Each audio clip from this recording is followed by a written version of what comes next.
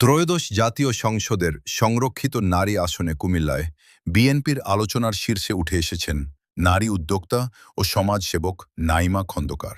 তিনি বিএনপির সহযোগী সংগঠন জাতীয় নারী ও শিশু অধিকার ফোরামের কেন্দ্রীয় সদস্য।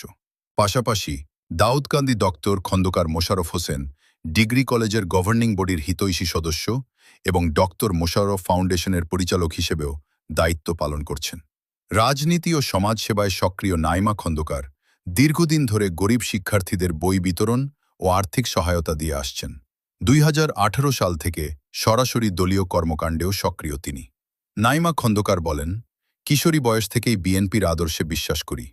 শহীদ জিয়াউর রহমান ও বেগম খালেদা জিয়ার নেতৃত্ব আমাকে অনুপ্রাণিত করেছে। নাইমা খন্দকার পারিবারিকভাবেও তিনি বিএনপির স্থায়ী কমিটির সিনিয়র সদস্য ডক্টর খন্দকার মোশাররফ হোসেনের পরিবারের সঙ্গে যুক্ত।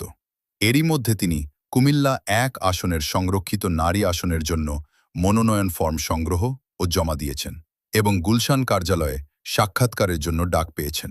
নাইমা খন্দকার আরও বলেন, অবহেলিত ও বঞ্চিত নারীদের পক্ষে কাজ করতে চাই। সংসদে গিয়ে দেশ ও জনগণের কথা বলতে চাই। মনোনয়ন নিয়ে আশাবাদী নাইমা খন্দকার মনে করেন, দল এবার যোগ্য ও ক্লিন ইমেজের প্রার্থীদেরই মূল্যায়ন করবে। সংরক্ষিত নারী আসনে চূড়ান্ত মনোনয়নকে পাচ্ছেন, সেটিই এখন কুমিল্লার রাজনীতিতে বড় আলোচনার বিষয়।